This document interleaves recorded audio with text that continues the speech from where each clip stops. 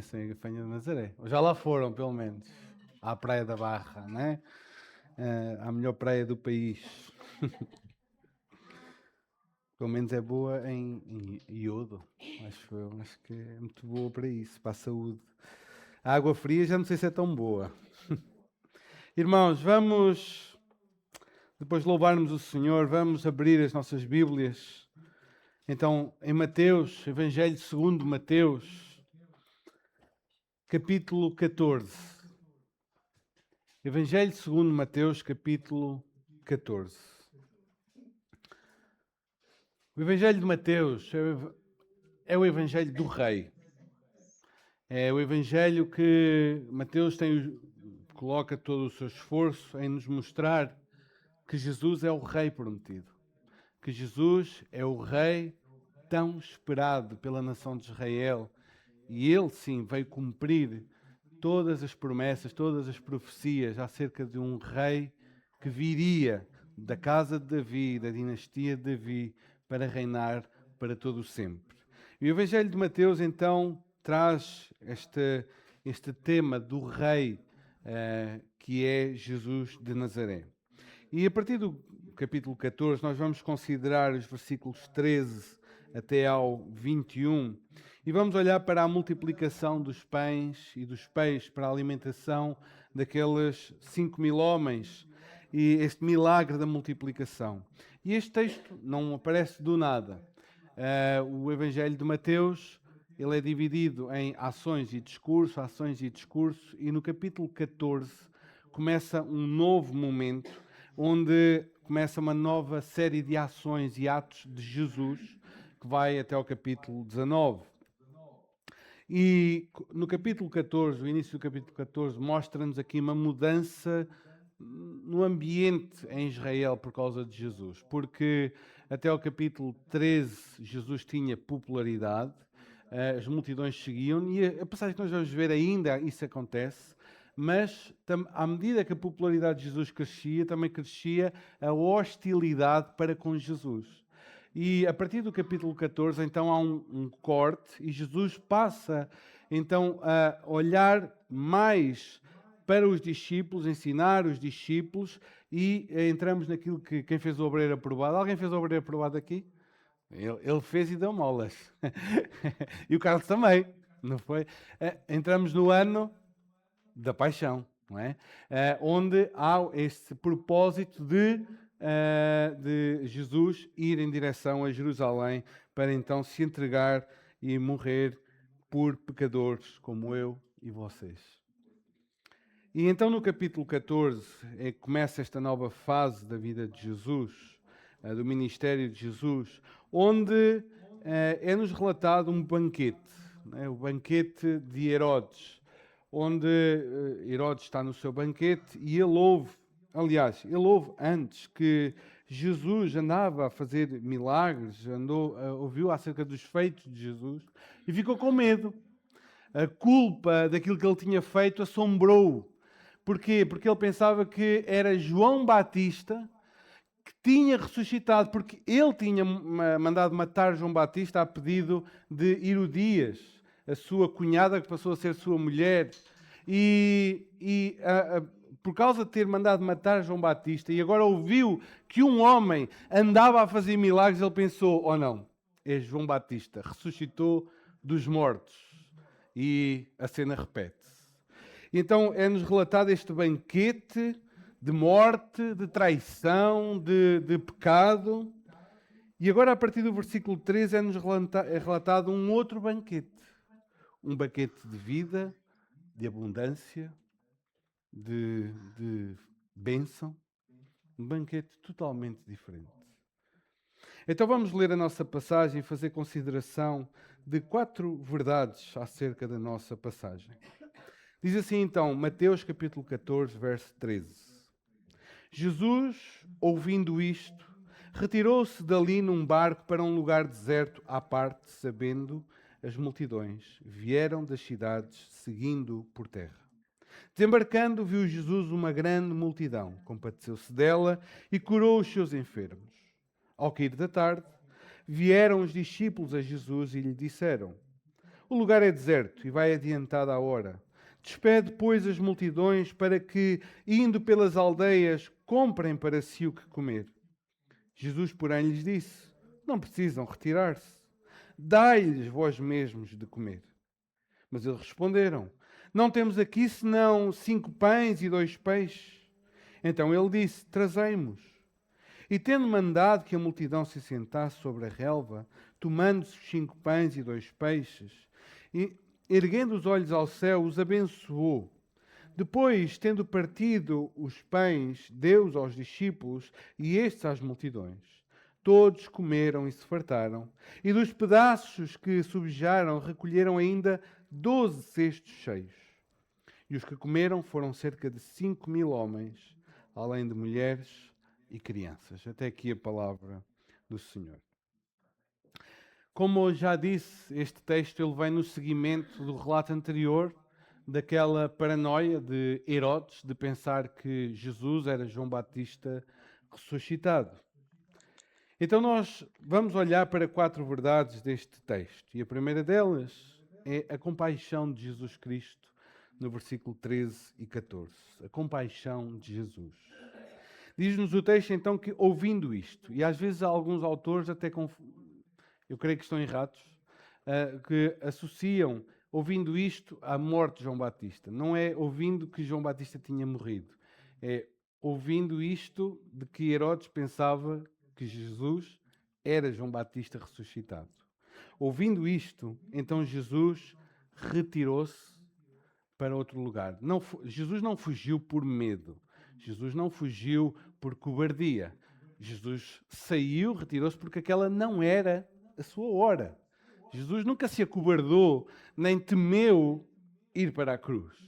Mas não era a hora de ir para a cruz. Não era a hora de criar um conflito e uma guerra sem sentido.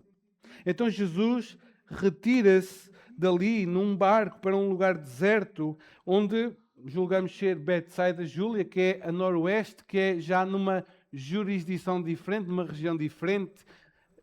Herodes Antipas governava a Galileia e a Pereia, e então Jesus retira-se e vai para a jurisdição de Filipe, o tetrarca.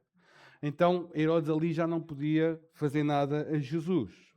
Então Jesus retira-se no barco e vai para Betsaida Júlia, e a multidão, sabendo que Jesus ia para lá, ela contorna toda a costa a pé para ir ter com Jesus. E diz que vieram das cidades seguindo por toda a terra. Irmãos, o que nós vemos aqui é que as pessoas queriam ver Jesus. As pessoas queriam ouvir de Jesus. Queriam estar com Jesus. Nós sabemos que daquela multidão, certamente nem todos tinham as motivações mais virtuosas, mais excelentes. Sabemos disso. Mas ainda assim as pessoas queriam estar com Jesus. As pessoas queriam ouvir da boca de Jesus ensinamento. Então percorreram quilómetros, enfrentaram incómodos, enfrentaram inconvenientes para ir ter com Jesus. E nós ficamos realmente, deve ter sido algo maravilhoso, não é, irmãos? Deve ter sido algo maravilhoso. A questão é que nós hoje também temos aqui um encontro com o mesmo Jesus. Exatamente o mesmo. Não é o outro. Nós hoje estamos aqui para adorar o mesmo Jesus. E é interessante como às vezes acontece, nós maravilhamos-nos com este relato e vemos as pessoas a quererem ir ter com Jesus, a quererem ouvir Jesus, mas depois parece que não temos a mesma alegria, o mesmo ânimo para vir adorar o mesmo Jesus. Para vir cultuar o mesmo Jesus. Para vir celebrar o mesmo Jesus. Às vezes olhamos para os crentes hoje na dificuldade que é de virem ao culto, adorar este Jesus, ouvir de Jesus, para se deleitarem juntamente com os irmãos na presença do Mestre. Ficamos maravilhados com os relatos e ao mesmo tempo vemos uma dificuldade tremenda em vir adorar o mesmo Jesus. Então Jesus chega à costa, desembarca E ele olha, né, verso 14, desembarcando, viu uma grande multidão e compadeceu-se dela e curou os seus enfermos. Jesus olha para aquele povo exausto, cansado, e Jesus compadeceu-se e curou. E aqui o termo compadecer é um termo forte. Não é ter pena. Não é, olha, coitados, fizeram esta viagem toda. Não, é algo que vem de dentro, das entranhas. É compaixão genuína da parte de Jesus sobre aquelas pessoas. Ele se comoveu do mais fundo do seu ser. Olhando para aquelas pessoas, ele sentiu compaixão delas. Aquelas pessoas, irmãos, eram a prova do declínio da liderança espiritual. Aquelas almas buscavam sabedoria, palavra de Deus, poder vindo do alto. E não encontravam nada disso nos escribas, nos fariseus, nos saduceus. Aquelas pessoas, o seu estado e a sua condição era aquilo que o profeta Micaías relatou lá em 1 de Reis, que eram como ovelhas sem pastor. As pessoas buscavam orientação, as pessoas buscavam ajuda, as pessoas buscavam poder vindo do alto e não encontravam nada disso naquelas lideranças, mas encontravam-no em Jesus. Daí irem ter com Ele. E Jesus, vendo aquelas almas sedentas de alimento espiritual, compadeceu-se profundamente deles e curou ali os enfermos, os cansados que ali estavam. É interessante, Jesus foi para ali para descansar, nós sabemos disso por outros relatos, embora não seja o foco de Mateus. Jesus foi para ali para descansar e, no entanto, quando chegou ao seu lugar de descanso, o que ele encontrou foi uma multidão para o ouvir, para o ver. Eu não sei quanto aos irmãos, mas eu não lido bem com interrupções e alterações de plano de última hora. Não lido mesmo. E se calhar muitos de nós também não lidamos. Eu gosto de ter tudo muito bem esquematizado no meu Google, no calendário, e ter as tarefas todas alinhadas, e eu não lido bem com interrupções, com ações de última hora. Mas sabem, ainda bem que Jesus é diferente, totalmente diferente. O coração de Jesus não é assim, ele não se incomoda em ser interrompido. Ele não se incomoda em ser interrompido no seu descanso.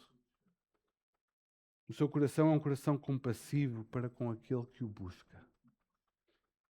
Jesus abdicou do seu tempo de descanso e de recuperação para abraçar os que sofrem, para abraçar os que o buscam. Jesus, irmãos, é este Rei compassivo, misericordioso, gracioso. Ao contrário de Esther, que não sabia o que é que iria acontecer quando fosse ao encontro do rei Assuero.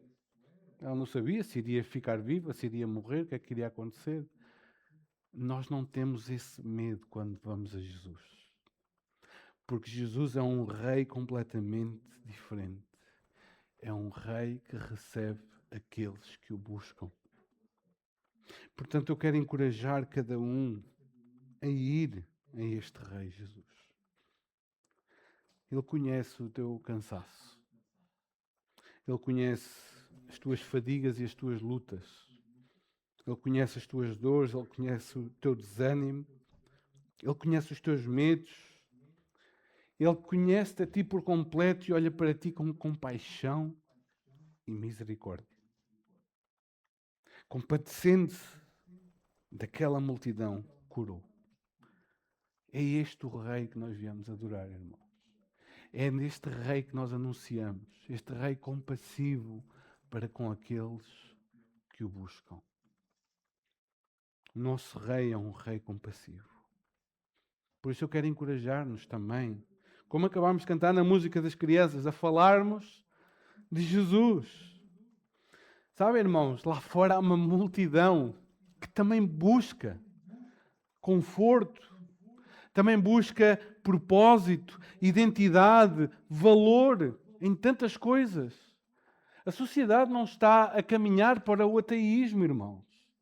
A sociedade está a caminhar para a espiritualidade, só que uma espiritualidade desorientada, completamente desorientada. Buscam sentido e propósito nas mais diversas filosofias, ideias. E nós temos uma mensagem que traz verdadeira transformação à vida daquelas pessoas, a restauração plena e completa, perdão da parte de Deus, vida eterna, valor, propósito e dignidade. Nós temos essa mensagem. Levemos esse Jesus compassivo a essas pessoas. Nós temos uma multidão diante de nós que também quer alimento espiritual, também quer comida e pão do céu. Também quer.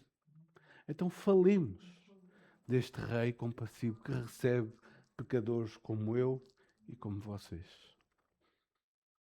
Então olhamos para o versículo 15 e 17 e a segunda verdade que vemos é o desafio de Jesus. O desafio de Jesus. Diz que ao cair da tarde vieram os discípulos a Jesus e lhe disseram: o lugar é deserto, vai adiantada a hora, despede depois as multidões para que, indo pelas aldeias, comprem para si o que comer. Diz que ao cair da tarde, aqui o cair da tarde é o horário, período entre as 15 e as 18. E os discípulos estavam a ver que o dia estava a acabar, não é? E estava lá uma multidão de gente que começa a ficar perigoso, as pessoas começarem a ir de noite para as suas casas, então o melhor era antecipar e mandá-las já embora para que elas pudessem comprar comida por onde passassem, para se alimentarem e irem para as suas casas. Na verdade, eles foram bastante pragmáticos. Eles identificaram o problema e deram uma solução. Nós sabemos que há pessoas que só identificam os problemas, não é? Só dizem isto está mal, aquilo está mal, aquilo está mal, mas nunca dão solução para nada. Os discípulos não fizeram isso. Eles identificaram o problema, e entregaram a solução. Só que a solução passava por dizer que cada um que se desenrasque. Cada um que se safe por si mesmo. Não é? Olha, é um problema deles, manda-os embora e eles que se safem. Eles que vão comprar comida onde quiserem, que cada um trate de si. Nós não podemos tratar de toda a gente.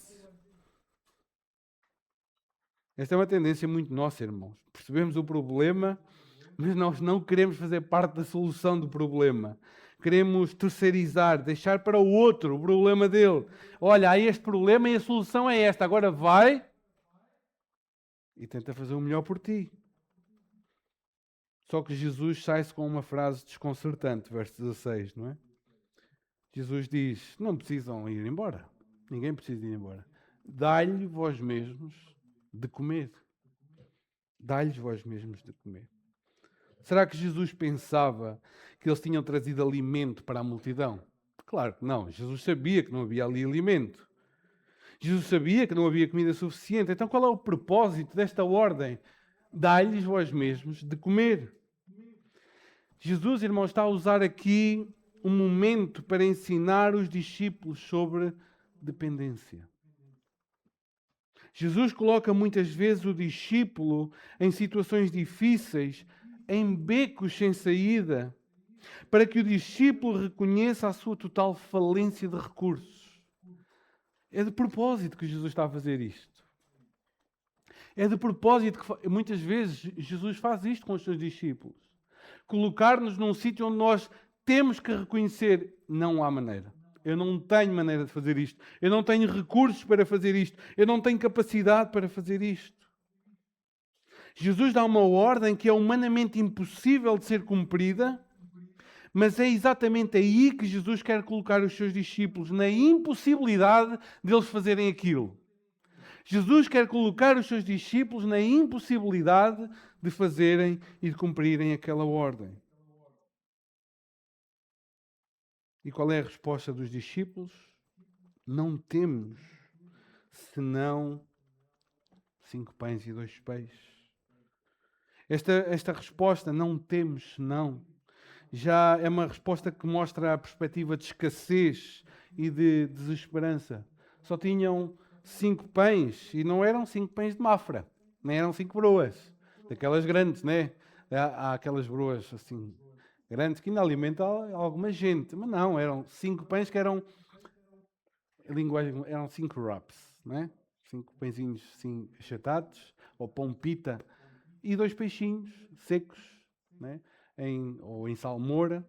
Uma coisa pouca. Na verdade, era a comida ou o lanche de um rapaz que ali estava. E ele, só temos isto. Só temos isto. E o problema dos discípulos é o nosso problema. É que medimos a obra de Deus pelo tamanho dos nossos recursos. Não dá para fazer. Só temos isto. Não dá para ir. Eles olharam para o que tinham e concluíram que não era possível. Era até ridículo pensar em alimentar alguém com aquela comida tão escassa. Irmãos, nós não nos identificamos com esta postura. É claro que sim. Quantas vezes ouvimos a igreja não tem condições financeiras para sustentar alguém? Não temos dinheiro, não dá, é impossível. Não temos muita gente, vamos lá conseguir levantar ou plantar uma nova igreja? Então e nós? Vamos chegar com poucos membros? Não tenho muito tempo, então não posso servir de maneira nenhuma, estou demasiado ocupado, só tenho 1 hora por semana, só tenho meia hora por semana. O que é isso? Não dá para fazer nada. Não tenho estudos teológicos, sou lá capaz de dar um estudo bíblico lá no trabalho, ou lá com os meus colegas da escola. Não consigo, né? Tenho estudos, não sou capaz. Nossa perspectiva é sempre esta, só tenho isto. O que é isso? O que é que eu poderei fazer? Como irei fazer? Como é que a igreja pode avançar se somos tão poucos? Se temos tão pouco? Esta é sempre a nossa mentalidade. E se por um lado Jesus quer colocar-nos ali, exatamente, a dizer, nós não temos condições. Por outro lado, nós erramos em ficarmos com esse bloqueio de dizer que não temos condições. Então como é que nós resolvemos isso? Como é que podemos ligar estas duas coisas? Reconhecer que somos totalmente incapazes, insuficientes, e ao mesmo tempo não nos deixarmos abater por essa insuficiência. A resposta vem nos versículos seguintes, versos 18 e 19. O milagre de Jesus. Diz assim no versículo 18. Então ele disse, trazei-nos. Trazei-nos. Aqui Jesus assume total controle da situação. Uma vez claro que era impossível para os discípulos alimentarem com aquele pouco nas mãos do rei seriam mais do que suficiente para a multidão. O pouco retido com os discípulos alimentaria uma pessoa, um rapaz. Mas nas mãos do rei alimentaria uma multidão inteira. A única maneira, irmãos, da nossa escassez ser multiplicada é ser colocada aos pés de Jesus, nas mãos de Jesus. Isto é algo extraordinário, irmãos. O que é pouco para nós é multiplicado nas mãos do nosso Rei. E é isso que temos que fazer. É dizer, Senhor, só tenho este pouco tempo. Só tenho estes poucos recursos. Senhor, só tenho estas poucas habilidades, capacidades. Só tenho isto. Toma nas tuas mãos, Senhor. Eu entrego nas tuas mãos e usa para a glória do teu nome, para que pelo pouco que eu tenho, o teu nome seja glorificado, seja honrado, seja exaltado e a glória seja tua quando a obra for feita, porque eu não tenho nada. É isto que Jesus quer fazer contigo e comigo, e está a fazer com os discípulos. É que o pouco que nós temos, o entreguemos nas mãos daquele que pode fazer todas as coisas. Então o versículo 19 diz-nos que Jesus manda a multidão se assentar na relva, não é? Foi para um lugar deserto, relva, sim, lugar deserto não é o Saara, não é só areia. Era um lugar inabitado, um lugar que não tinha população. Era um campo onde muitas vezes as ovelhas estavam lá a pastar.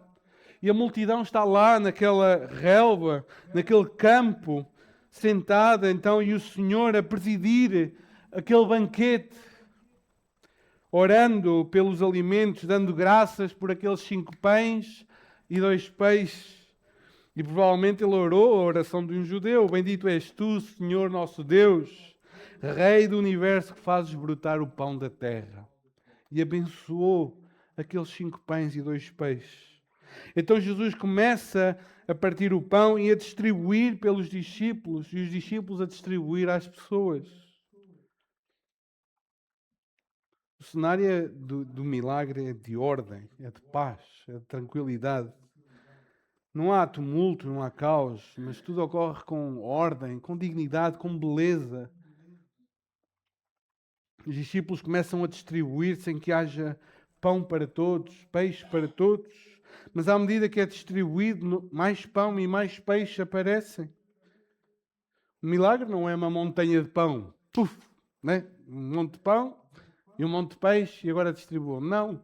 O milagre é criacional. À medida que o cesto vai ficando vazio, ele também vai ficando cheio. O pão não acaba, o peixe não acaba, mas vai alimentando, e novo pão e novo peixe vão sendo criados naqueles cestos para alimentar mais pessoas. Este milagre, irmãos, é um testemunho magnífico do poder criador de Jesus. O poder criador de Jesus. Com 5 pães e 2 peixes, mais pão e mais peixe foi sendo criado. Outra verdade importante, irmãos, é o papel dos discípulos nisto tudo.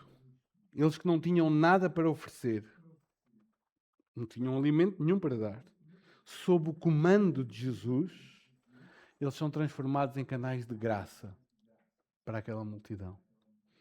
Eles que não tinham nada, sob as ordens de Jesus, são eles que levam alimento àquelas pessoas.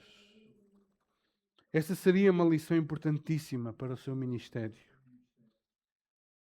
Os apóstolos aprenderiam aqui que o ministério do Evangelho seria realizado por meio deles, sim, mas não por causa deles, nem por causa das suas capacidades.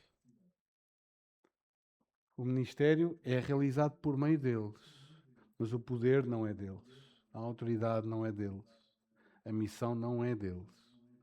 Eles são canais, são ferramentas. Lembram-se o que é que Pedro disse àquele homem aleijado lá no templo?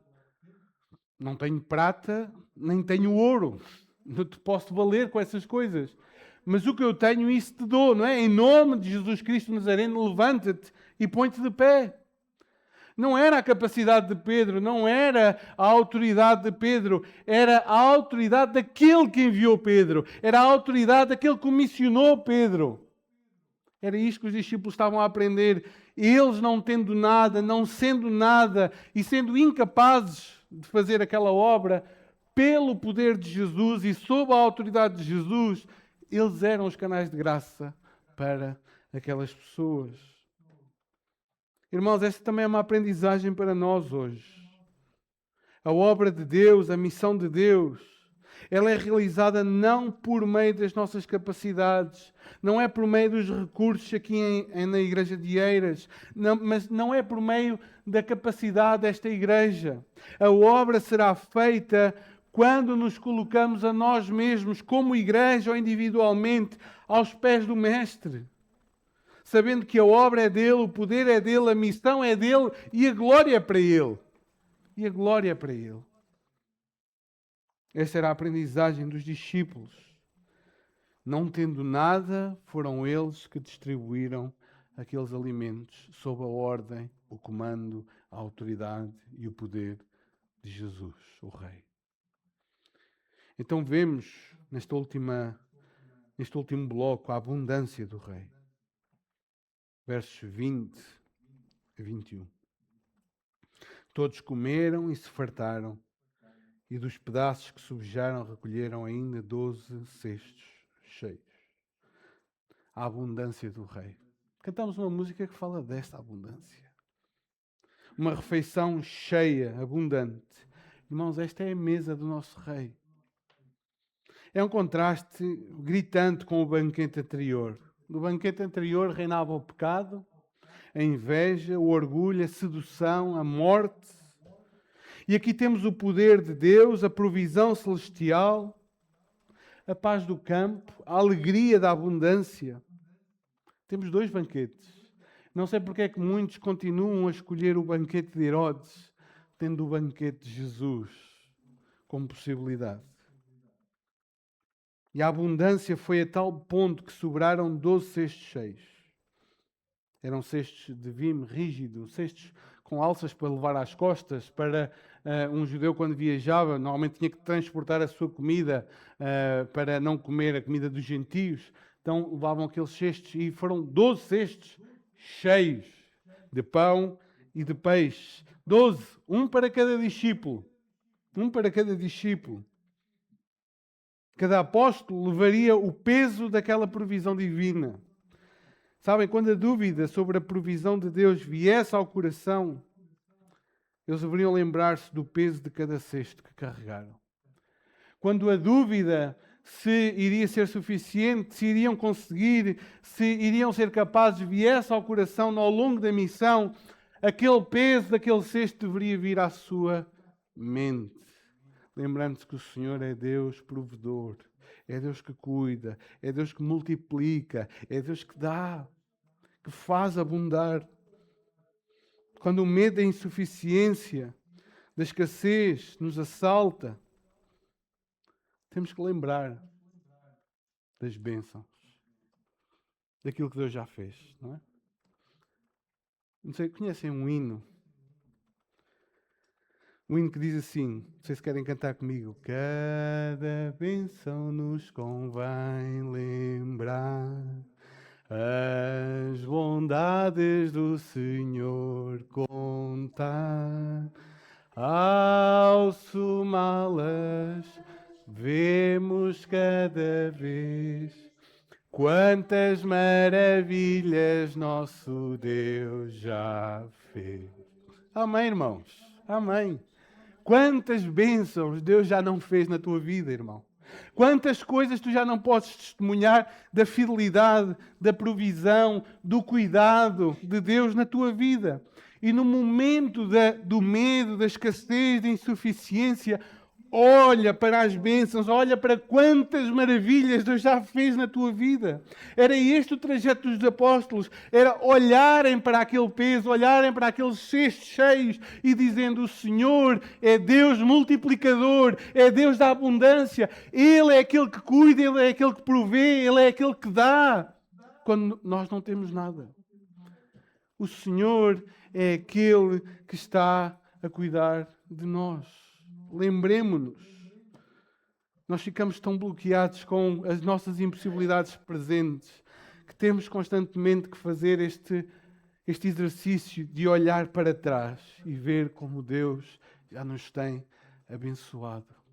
Como Deus já nos tem cuidado de nós. Carregaram 12 cestos cheios para se lembrarem que o Senhor é aquele que dá com abundância. É aquele que abençoa.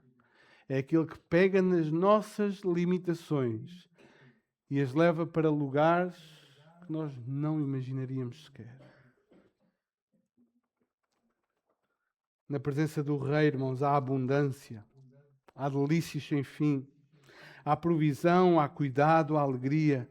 E era disto que os discípulos deveriam recordar. E cada um de nós deveremos recordar quantas maravilhas Deus tem trazido à nossa vida.